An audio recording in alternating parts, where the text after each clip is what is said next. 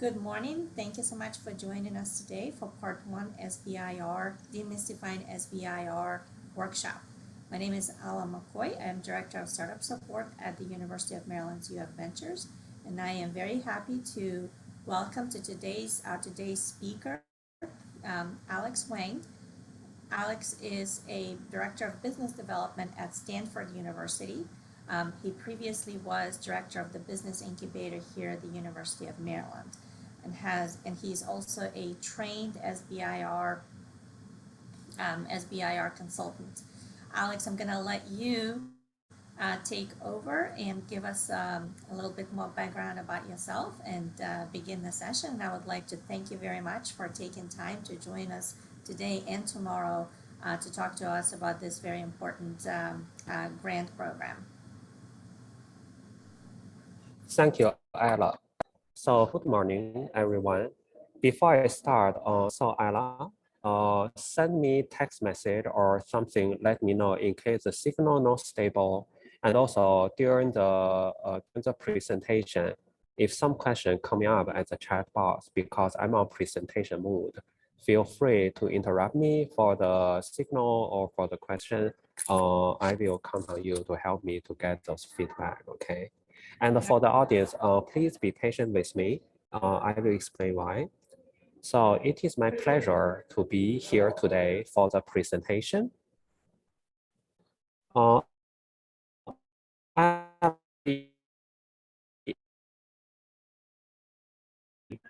So here's my ground part, UMD as the International Incubator Director and Stanford for its methods. So I am SBIR certified, SBA certified SBIR trainer. And today, in fact, I am located at Washington, D.C. Convention Center. So please bear with me. Physically, I work for Stanford, but I'm located to Reno, Nevada. And so I was in Maryland. Today, I'm in D.C. and I live in Reno, but I work for Stanford. So you're looking about 4 locations. That is after COVID, what the new working life balance look like, okay? What we Alex, I'm having issues with connection. Oh, we lost Alex.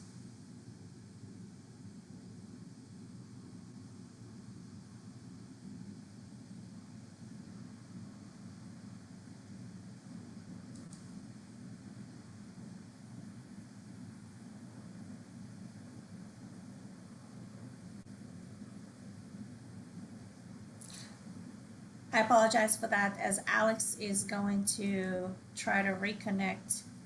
There he is. Hey, Alex. So Anna, am I back? You are back. Yeah. Why don't we try for you, if you can turn off your camera to save on bandwidth, that might help. Yeah, good idea. By the way, I just switched to my cell phone hotspot, so this one might work better than the conventional center Wi-Fi, okay? So Ella, please, you probably have my cell phone number, 917-528-1038. In case some technical issue happen, feel free to text me, okay? Sounds good, thank you. Okay, so what we are going to cover today at the part 1, the part 2 will be tomorrow at the same time, is the basic knowledge about SBIR and its sibling program of STTR. Those two come side by side. That one also have different phases. What is relevant to the entrepreneur or entrepreneur to be? And there's also some detailed information depend on agency and also collaboration with university. The second part of today, we probably dive a little bit deeper to the application, because if you are interested to apply, what kind of thing are we looking at?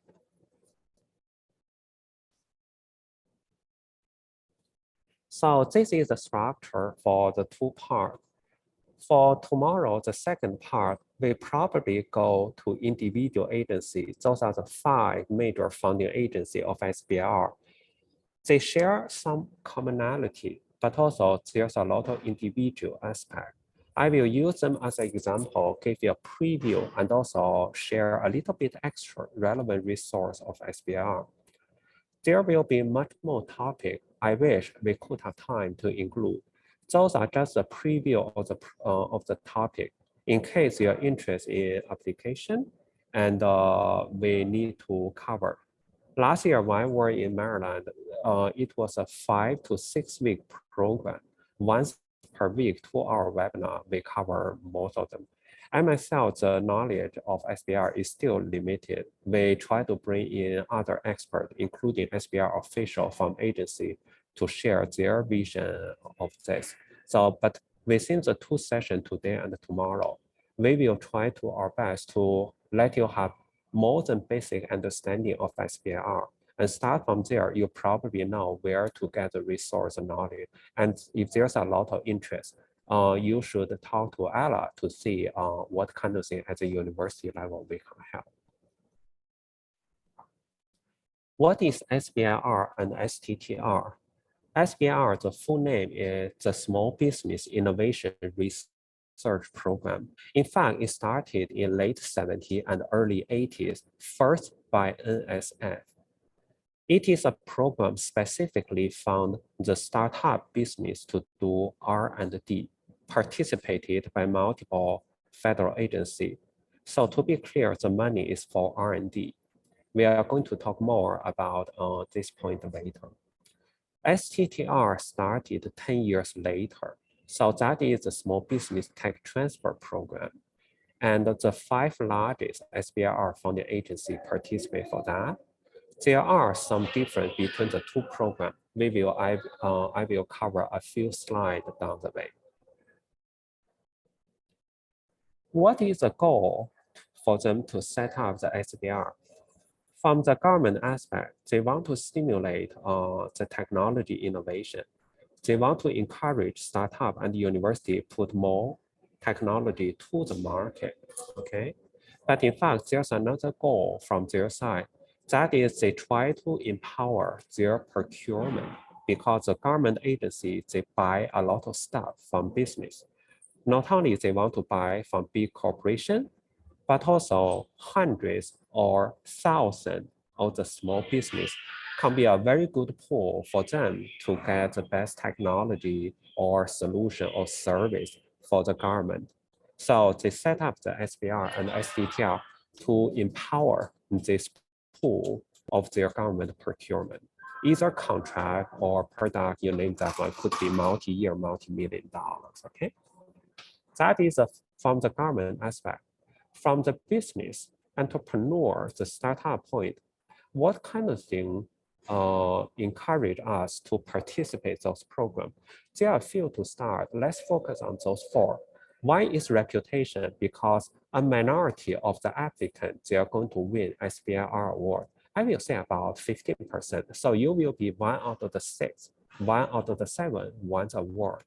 That one by itself is a reputation, which means the prestigious review committee from the government, they think you are one of the best. And this one will give you advantage and the leverage so that you can attract more private investment, okay? So just for example, the other thing you might heard that SBIR is so-called free money. It refers to they will not ask you to pay them back. This is not a loan. They do not ask you to give them equity. This is not investment.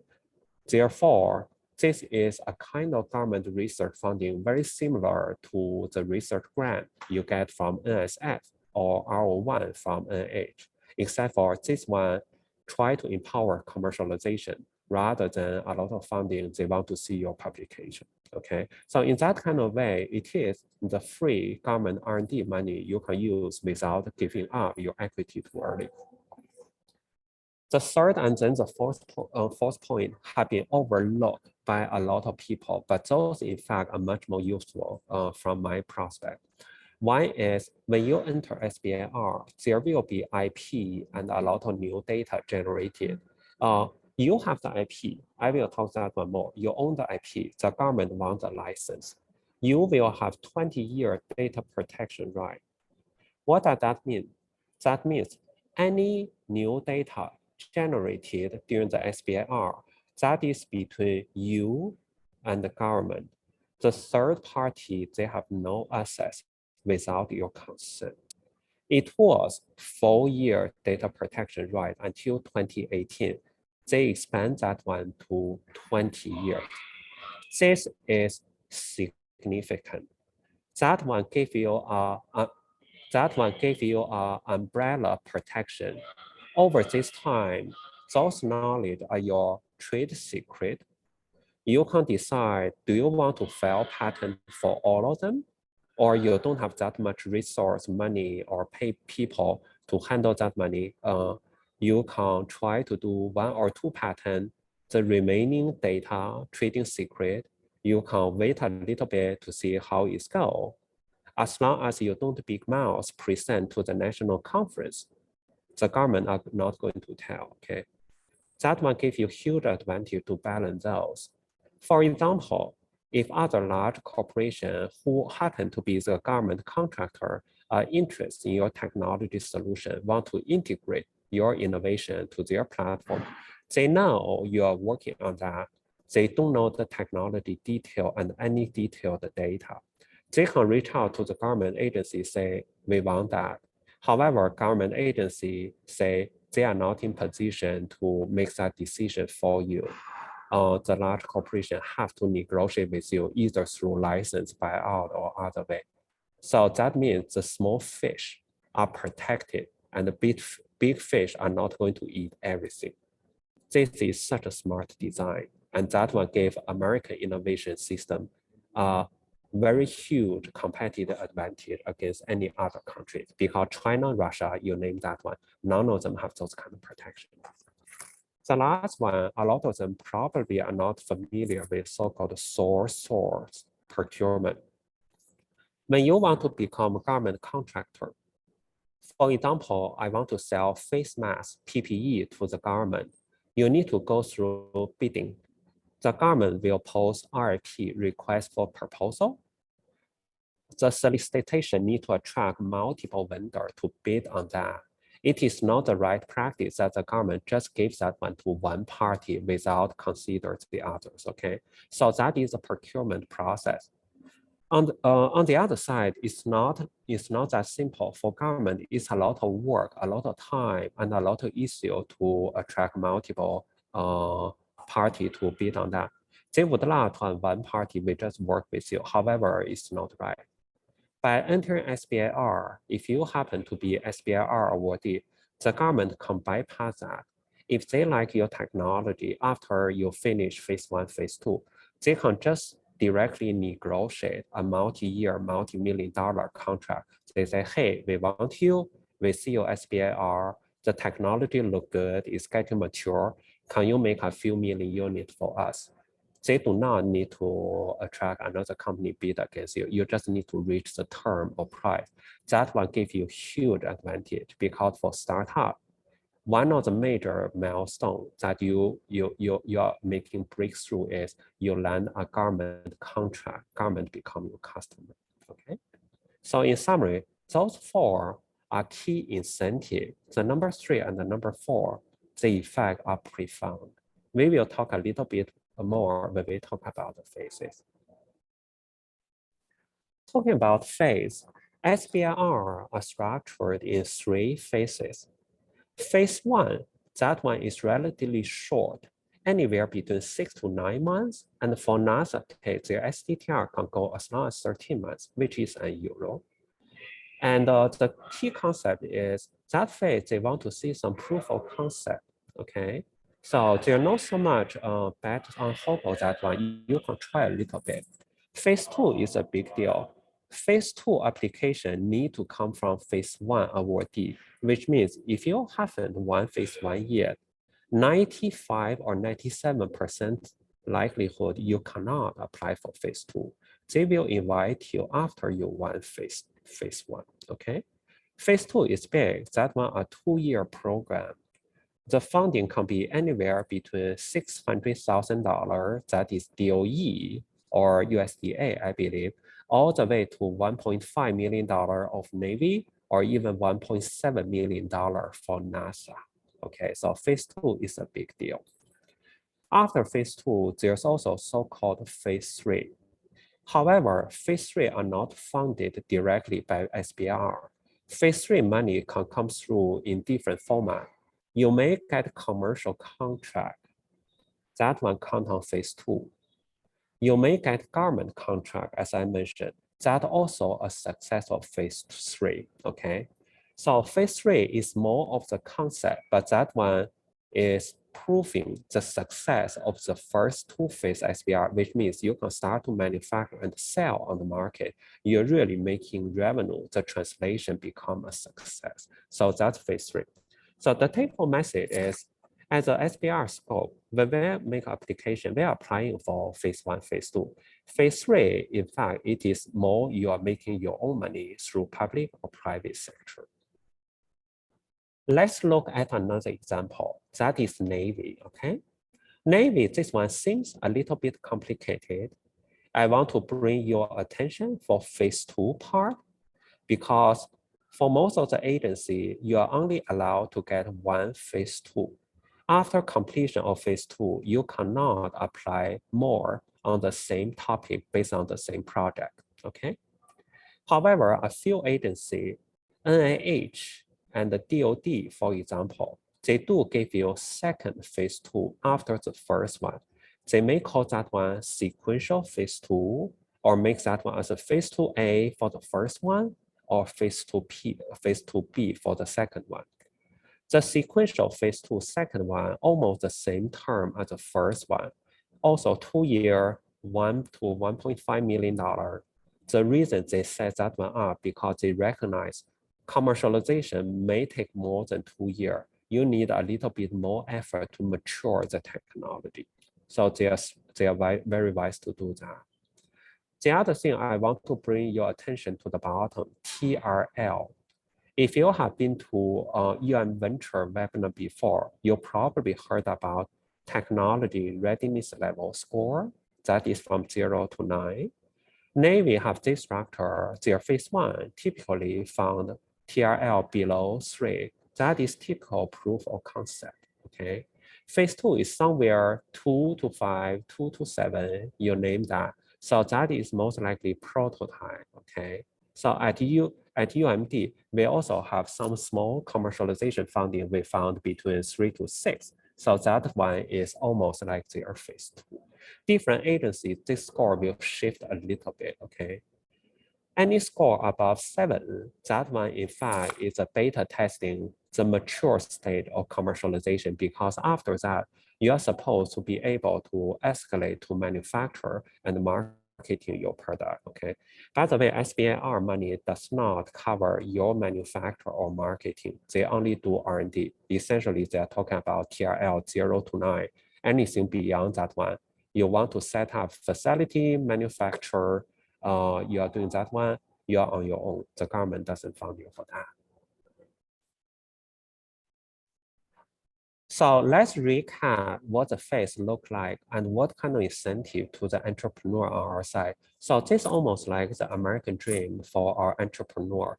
So when you get phase one, that is 15%, 1 out of the 6 success rate. That is on par with the university research funding you apply from NIH and NSF. You probably look at 15 to 20% approval. So essentially, just another grant. So it's similar enough. When you get that one, do not bother immediately hire full-time because the project lasts for 6 to 9 months. You can afford to put 2 contractors on board, okay?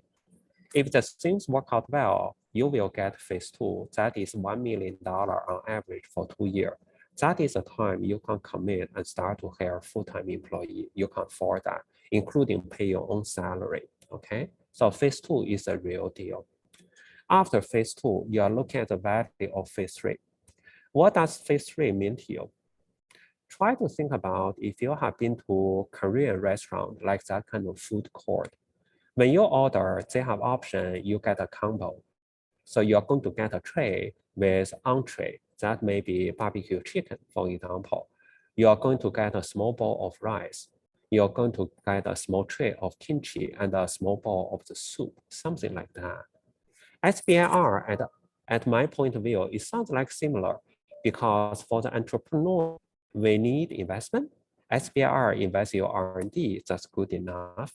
And also that one lead to your customer because if you keep on doing phase 1, phase 2, you are going to be considered to become government contractor.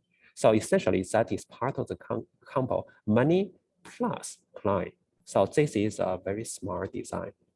How do you leverage that one? I give you a kind of preview.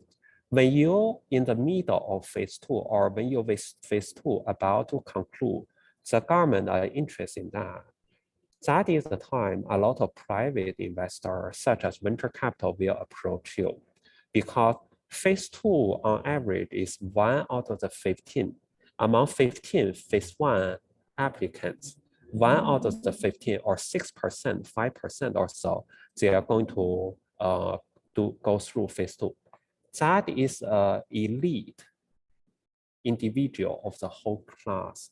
If I were venture capital, I don't want to have conversation with 1,000 startups. A lot of them, unfortunately, are nonsense. Sorry to be direct, straightforward.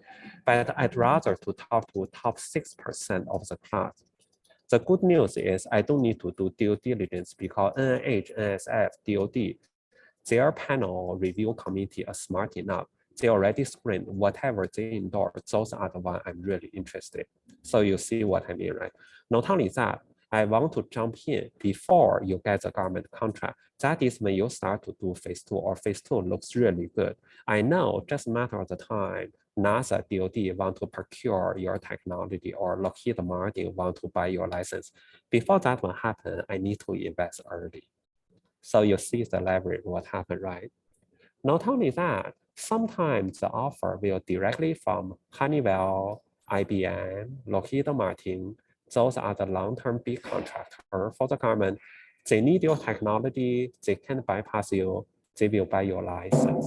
Okay, so you can negotiate a good offer, or better yet, it may be cheaper for them just pay you $200 million buy you out.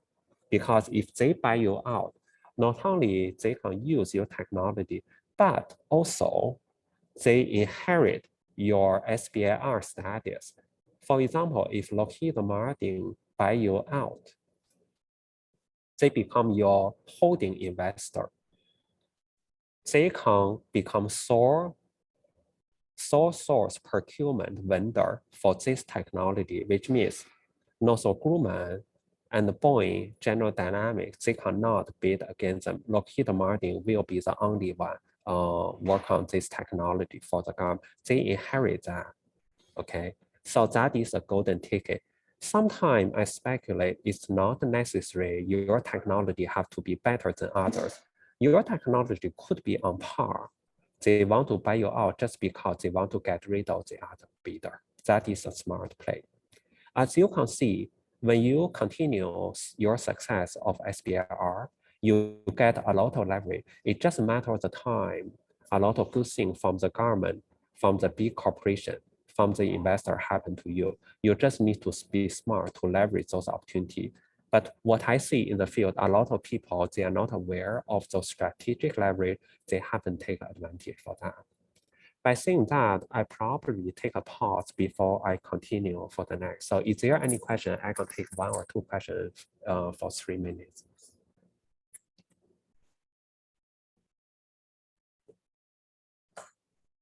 How the signal? Can people hear me, Alan?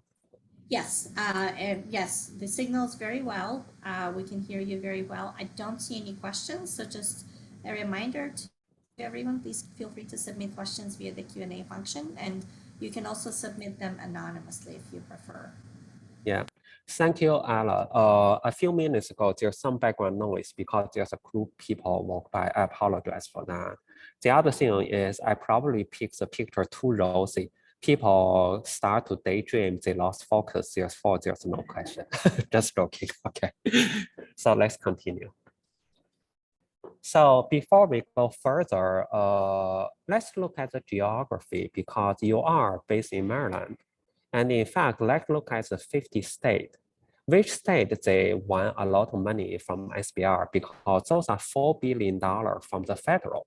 At the state level, we have some initiative, but nothing compared to those. Among the large states, California, Massachusetts, they won a lot. And Virginia, Maryland is following behind, followed by Colorado, New York, and then those are the ones. Because some of those states, we are much more smaller. I need to say Maryland and Virginia, Colorado, they're doing very well. They won more awards proportionally than some other states, such as New York, Pennsylvania, Texas. Based on the size of their state, they should have done better. But in fact, Maryland, we are smaller, we won a lot. Our neighbor, Virginia, in fact, they are doing very well. We should really figure out something to better them. Massachusetts is a small powerhouse. Without saying the reason, I think you all know. California won 1/5, but they are a large state. Overall speaking, Maryland business, we have been very good to leverage SBIR with a catch, and I will tell you why. When we look down further, this is my own metric. Do the analysis based on the data of the past 20 years, which state won how many. I look at the quality which refer to we can win a lot of SBIR, but I wish a lot of them become phase 2 because phase 2 is sustainable. A lot of phase 1 come and go. You do not get to phase 2, you do not get the contract. In my word, I call that one Peter Pan syndrome. The startup cannot grow up, that's unfortunate. Maryland have a lot of work to do because, for example, university engagement, university is a very good resource. If a lot of SBIR awardee from our state leverage university for that, that's great. We are not scoring that high, okay? So we are not even in the top 10. And for the quality index, that is how much phase 2, we are not exactly on top either. So Maryland, we have good number, but the quality-wise, there's a lot of things to do. The previous data I show you is compare apple to apple because half of the United States from the side, they belong to one league. The other one not highlighted in green. They are smaller states, but some of them have been done very well, including New Mexico, Vermont, and Alabama. Somehow those states, in fact, they are the top 3 in the smaller state, powerhouse states, okay? Next, like looking at funding agency. The way SBIR work is SBIR is coordinated and managed by SBA, okay? So SBA does that because of the US legislation asks them to do that. SBA per se does not fund SBIR. They do not have those kind of research money. Under the SBA coordination, 11 agencies participate. Now the number should be higher, but 2020, we are looking at a total of $4 billion. So that is big. The top 5 funding agencies, those are the large funding agencies, start with Department of Defense, HHS. Most of the money comes from NIH. The one after that one, Department of Energy is big. NASA and NSF, they round up top 5. The remaining 6 combined with a smaller fraction. For example, education department, they also fund SBIR. You'll probably look at 10 to 20 awards per year. It is small, but sometimes you shouldn't overlook because the topic may happen to fit, okay? The other thing is we have some success of USDA. USDA is not that difficult to apply, and somehow if you find the right topic area, some first-time awardee, they won their first SBIR and turned out they won that one from USDA, okay? Before we go to agency, I just let you know, on paper, SBIR seems the same, but individual agencies, they run their own SBIR and they have their own flavor. We take National Science Foundation as example. I assume a lot of you here know the popular HBO show Game of Thrones. So I borrow a phrase from that by Littlefinger, Patriot Baelish, Lord Baelish. When he comment on Targaryen house, the dragon house, he make a comment, When a Targaryen is born, the god flips a coin. One side greatness, the other madness. He made that comment because half of the Targaryen family, they are very capable leader, very smart. The other half, they are the mad king, the crazy people. So somehow it's like half-half. That somehow gave me impression for the NSF SBR. They want to flip coin for the high risk, okay? They want to see something innovative. Not only that, the technology potentially will be disruptive to the current market. They love that. Therefore, in your proposal, when you also point out what kind of risk associated with the innovation and commercialization, NSF would appreciate that. That probably is a contrast to DoD and NASA because a lot of their projects, they will implement to the battlefield or space aircraft or those kind of things. They probably will be more comfortable to mature, more reliable technology. I don't think a lot of the NASA or DoD project will up to NSF vision. They want to be disruptive, they want to be risky, and those kind of things will not do very well in the battlefield or the Mars rover. Okay. Next, we shift the gear to the difference between SBIR and STTR. First, STTR is smaller, so SBIR probably 6 to 7 times bigger than STTR. The other thing, only 5 out of the 11 agencies, but those are the large agencies that provide STTR. I want to bring your attention to the key 3 difference between the two. One is IP. When you have a project, you want to license technology from university. In fact, that one typically will do very well in the STTR application. You may want to consider that. So STTR like that. The other thing is you could collaborate with university. In that case, university will be your subcontractor. In SBIR, subcontracting university is optional. You can do everything by yourself, or you could collaborate. But in STTR, that is a must-be. You need to have a university as your subcontractor collaborator to apply for STTR. The last item also highly relevant to a lot of you because many of you are full-time employee of the university, student, postdoc, or professor, okay? You do not want to quit your job to apply for SBIR for most of the cases. In case of SBIR, if you become a PI and they award you for the award, you need to become full-time employee for the business, which means you have to quit university job or change that job to the part-time. That is the SBIR, okay? So that's why at Office of Technology Transfer, OTC level, we understand some researchers have interest to apply SBIR. We also put that up front. If you apply SBIR and they give you a award, you need to be careful because you may want to switch to part-time employee. Are you ready for that? Okay, so that's the thing. For STTR, in fact, it's more flexible.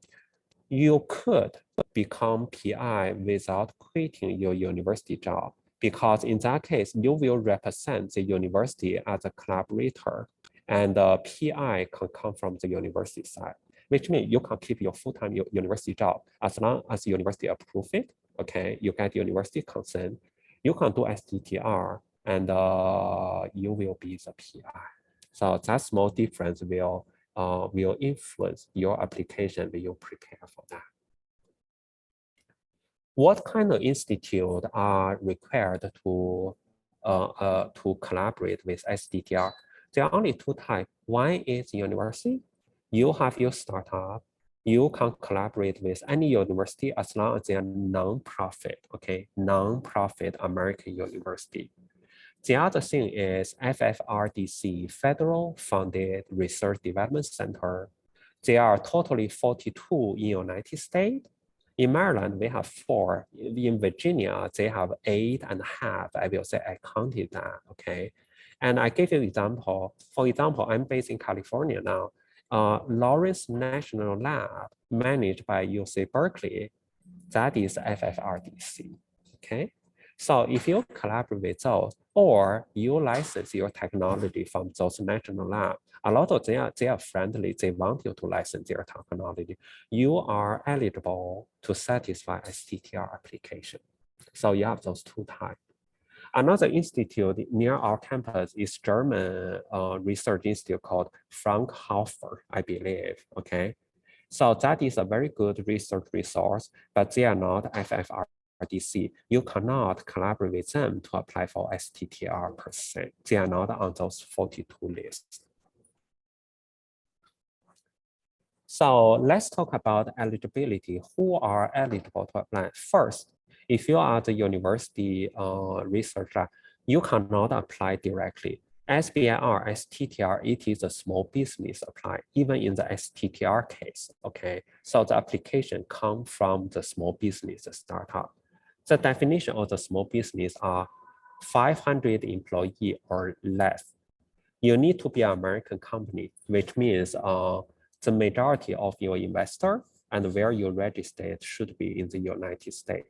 This question come a lot because in my former job as international incubator director, a lot of foreign, like European, high-tech company want to operate in US. They ask about this question. My answer to them, they need to open their shop in US and also change their investor structures to be eligible. The other thing is when you are invested by VC or private equity, for example, GE Capital or Samsung Capital or Lockheed Martin Venture Capital, they invest in you. You may lose eligibility to apply for SBIR, especially when they become majority holder of your company, because your parent company is much more larger. They don't regard you as SBIR anymore. The intention for government to set SBIR is for early startups who have no other means to get private capital. You are in the valley of death. That is the money, which means they are the safety net to let you run a little bit.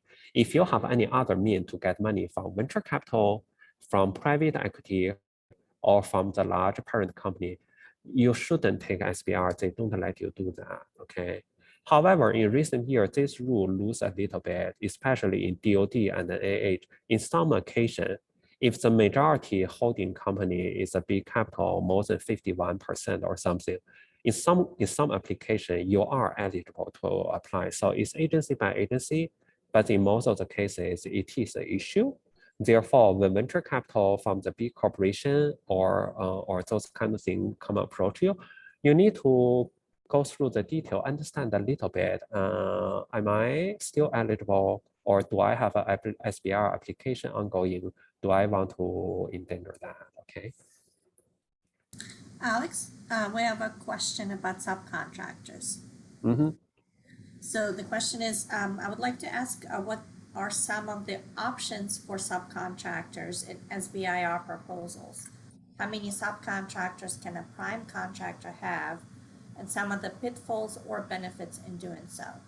Yeah, thank you for the question. In the next few slides, I will have a slide to address most of this question. And if there's something I missed by the end of the presentation today, Ala, please remind me what other part of the question I need to answer, okay?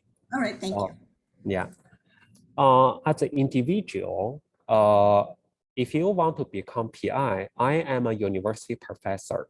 I want to become PI. As I mentioned, if you want to become PI for SBIR, that means you have to make a choice. If they decide to award you, give you an award, do you still want to be full-time employee of your university? So that's for SBIR. It's a little bit difficult for you, okay? Be careful of that.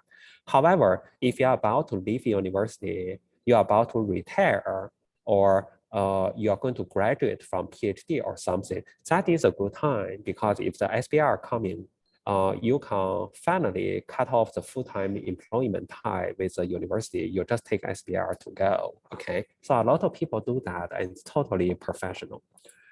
The other thing is, it's not a big name professor can become PI. You need to align with the field. For example, if you're a huge name in nanotechnology, you are a huge name in nanotechnology. However, the SBIR proposal is more to AI. Your reputation may not help that much. It needs to be the right field, the right person. Those are the questions we heard a lot from the previous training program last year within Maryland. So first, you need to be a for-profit. Non-profit are not eligible to apply. However, non-profit, including university, you can become subcontractor, okay? You have to be based in US, okay? You do not have a big corporation as your majority holder, okay?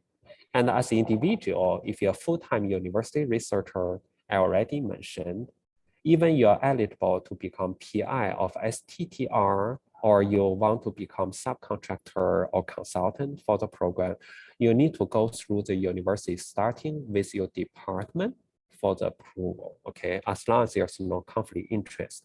I think UMD is pretty good to support you to pursue that. If you are a foreign national under student visa, working visa, or visitor visa like J1, you can still do SBIR, SDTR. Either you become the PI, you can do that. Nobody stop you. If you're a foreigner, you cannot be PI, or you can participate, okay? But when we talk about some agency like NASA or DOD, because they are strict in the security clearance, those kind of things they may have to review. And for some of their projects, the foreign national may not be eligible. But for most other agency and NSF, NH, most of the project, we don't think that's an issue. You can become independent consultant. For example, if you take a sabbatical, or university pay you 10 months salary with 2 months in summer for the break. As long as you have paperwork coming through the university, you can become solo independent consultant for a small company, and they can put you as a contractor, okay? Other details, that's the issue to run small business. There are so many pieces, legal, HR, accounting, tax, that one gives us a lot of headache. And that's the university innovation system. We try to help you with some resource, okay? One aspect for SBIR, the registration, you shouldn't overlook that. Across the agency, the top 3 are needed for all of them. Those are DONS, SAM, SAM, or SBA registry, okay? All of them are relatively straightforward. You just need to pay attention to SAM, because that one can take somewhere from 1 or 2 weeks to 4 to 6 weeks. You need that one sooner, because you will need that one when you submit your application. You can't submit tomorrow, and today you start to do SAM, you are going to miss the deadline, okay? The other message is, if you Google those registrations, there will be some website and they charge you a few $100s to register for you. Please don't do that, because all those registrations are supposed to be free. You can do that by yourself. The high hit top Google link, that one may be sponsored, and that one bring you to the non-government side. You need to make sure you go to the government SAM side or something, they don't charge you the money. Of course, you have the freedom to pay the money like the other people do that for you.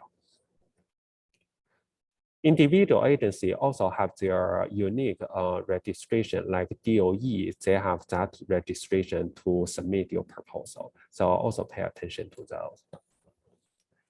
This slide comes back to the question people just asked. Yes, I want to subcontract or collaborate. That one depends. Some startups have the capacity to do 100%. Some startups, we are one-person show, or I don't even have my lab. I do need the university facility or some other resource to do that. I don't have people. I need to reach out to some postdoc or professor to be contractor. When you do that, we talk about the money first, because when you submit your application, you need to write out the budget part. For SBIR phase 1, you can subcontract out up to 1/3 of your proposal, okay? When that one becomes phase 2, you can subcontract half-half. For STTR, that one can be 3-way. Your business have to do at least 40%.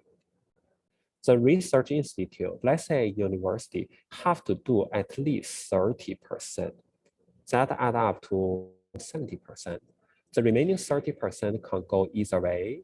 It means you can do 70%, university do 30, or you can do 40%, university do 60. Or you do 40, university do 30, you get a consultant or another partner to do 30. By the way, the subcontractor can have different types. You can go to FFRDC, you can use university, you can use large corporation, let's say IBM, have the capacity you need. You put them as a contractor, subcontractor for the 33% of SBIR or for the 30% for the STTR. You can do that.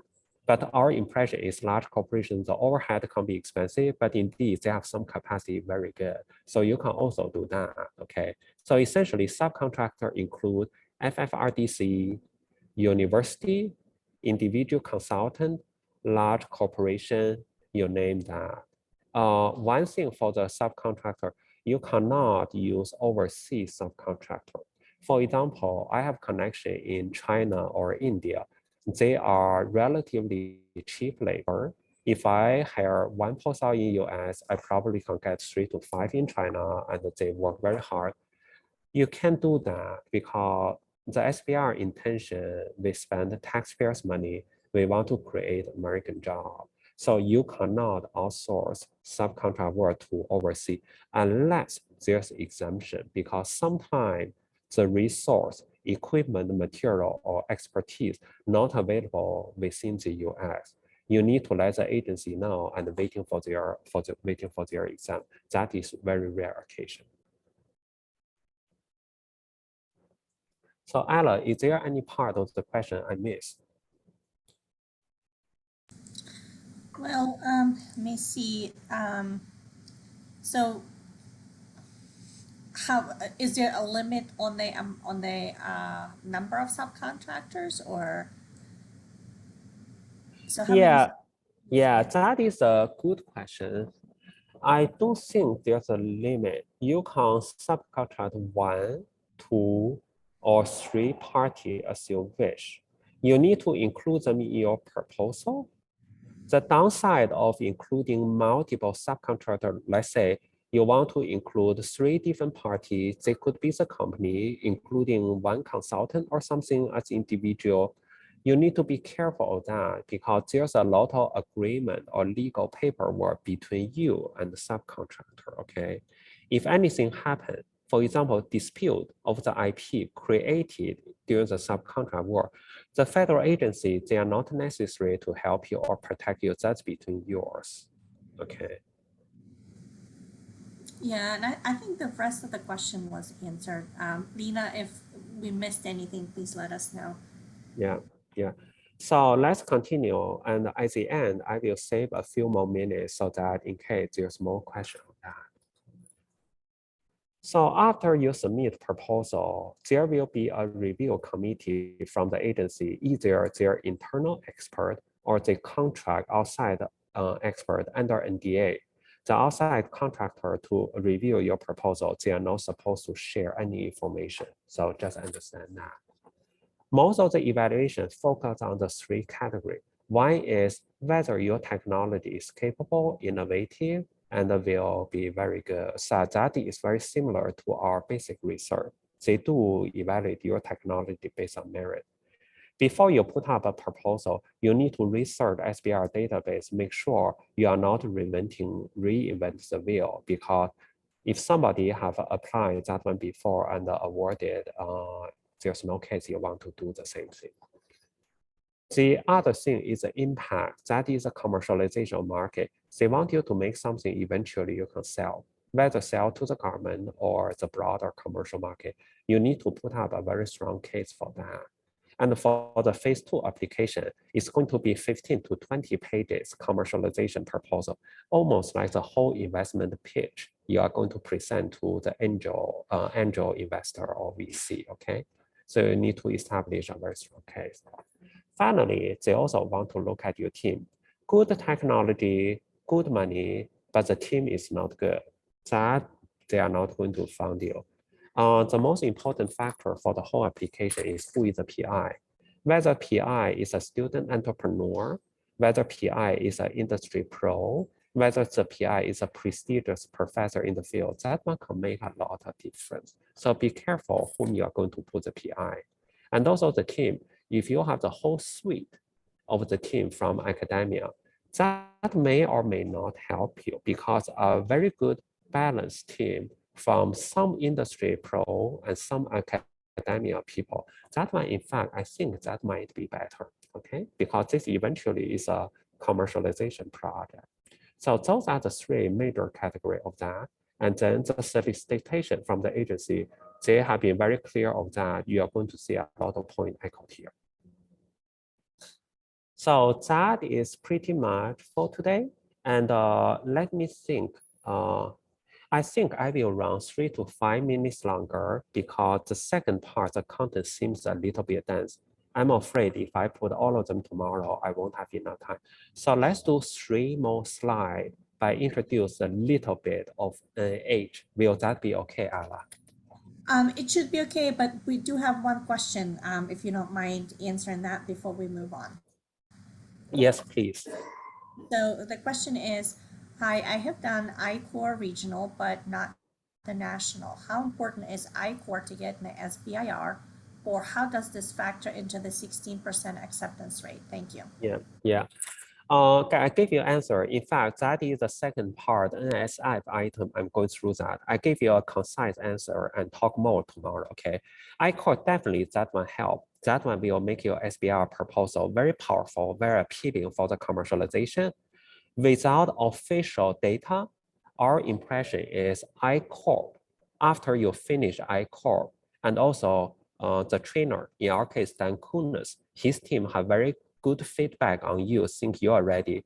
I think you're going to be double or triple your success rate, which means before I-Corp, we are looking at 15% average.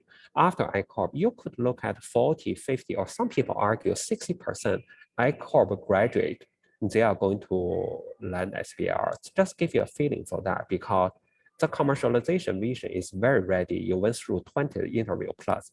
Regional, national I-Corp that depend. After Dan Kunis, regional I-Corp, there's a few exits. Dan Kunis will recommend some of you go to national, 100 interview, very intense. He may suggest you probably ready want to give a try for SBR. That's why we're in Maryland, Dan Kunis refer me quite a few teams, okay? And some of them, Dan Kunis feedback will be cautious. You are not ready. You probably need to go back, refurbish your model or continue to interview. So in summary, to answer your question, I-Corp definitely help, can double or triple. Whether you go to from regional to national, that depends on case by case. Nobody should tell you you have to finish national I-Corp before apply SBR. You can apply before regional SBR, after regional SBR, or after national. It's case by case. Okay. Thank you.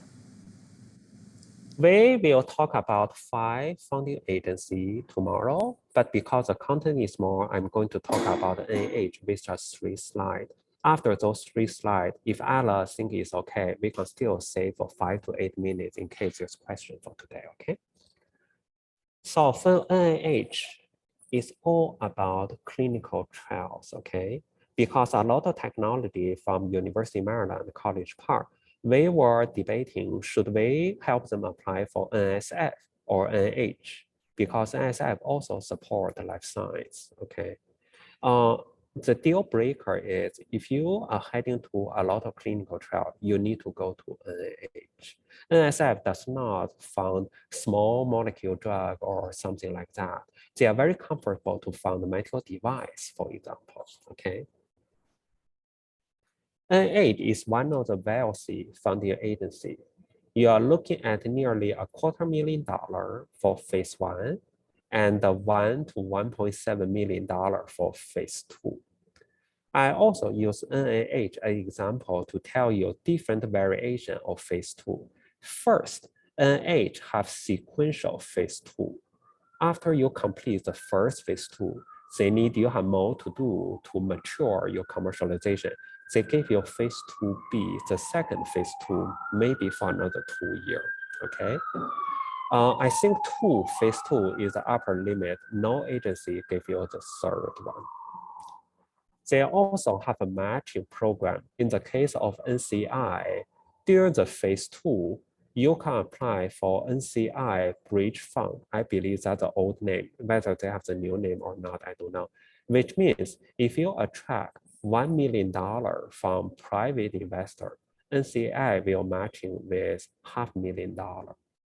But those $500,000, I think is going to be dilutive. That one will go along with the investment term. I don't think those are so-called free money anymore. I will look up that detail, or when you read their proposed solicitation, pay attention to that detail. There's another type of phase two, which I didn't mention, so-called direct phase two. In small occasion, you have never applied or you are not phase one awardee, you are eligible to apply for phase two directly under certain topic or solicitation. NIH had that, DOD had that. This one is not guaranteed every year they have that. So some years they have that, some years they don't have that anymore, okay? So direct phase two, in fact, if you are the new entrepreneur, you just start your business, you probably shouldn't think about that. Direct phase two typically refer to the startup in business for a little bit, slightly mature and have many more people, at least more than 10 people. If you have 2 to 3 people, first time applicant, I don't think you should count on too much of the phase two, because phase two is $1 million project. They want to see you are very well established rather than a fresh company. This is a winning rate for NIH. In fact, it's not bad. NIH phase one winning rate hovering somewhere between 15 to 25%. That's about the same rate of the NIH R1 winning rate. In fact, it's not that bad. NIH have both SBIR and STTR. And every year, NIH have 3 cycles of solicitation, which means if you miss the deadline for this one, in another 4 months, you can apply for the next. That is not the case for USDA, NASA, and a few others. They only have 1 cycle. If you miss this one, you need to wait for 1 more year, okay? So NIH is good. When you start to look into NIH, you pay attention to 4 types. Those are they SBIR? Are they STTR? Are they clinical or are they non-clinical? You may end up in, you want to apply for clinical SBIR, non-clinical SBIR, or the same category for the STTR. So those are the different category with different kind of scope of that. So by seeing that, that conclude my presentation today. And we can still spend a few more minutes for the question. So Ella, please. Sure. So the first question is fairly quick. So thank you for presentation. It is helpful. A general question: does a person need to incorporate a company in order to license technology from a university and or NASA or other government agencies, and then go through I-Corps, NSF, I-Corps, and then apply for SBIR? Yeah. I can answer that real quick, or you can answer that. Yeah, I will answer my part and Ella can add on or correct me, okay? So for the I-Corps, you don't need to have the technology in your hand to apply for regional I-Corps at least. And I don't think that is mandatory to go to national I-Corps, which means I have the patent or license so that I can apply. I don't think that's the case, okay? The other thing for the SBIR, you don't even need to have your company ready when you apply for SBIR. But when you get awarded, your company need to be ready. So that's the thing. By saying that, there's a catch. For practical reason, it would be better for you to have your company registered, even if it's only registered, not operation actively. That will give you some convenience because remember, I showed you a lot of registry. In order to have that, you need to have the tax identification number, TIN, and a few things to get the down, to get the SAM or something. It's only in theory, you don't need the company to apply, but in reality, to be convenient, you probably should incorporate one. So for the remaining part, I leave to Ella.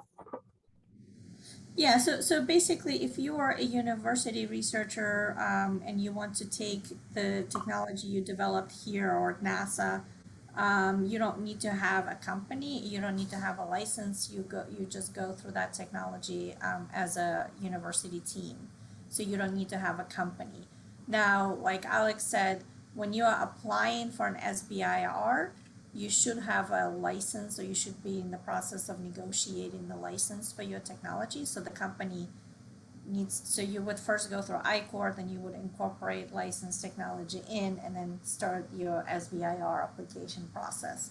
For SBIR, you also need to have not just the license, but you also need to have a lab. So you need to be in negotiations for, like, if you will be doing some sort of R&D, lab space, you need to make sure you have that lined up, or you're not going to be able to get money.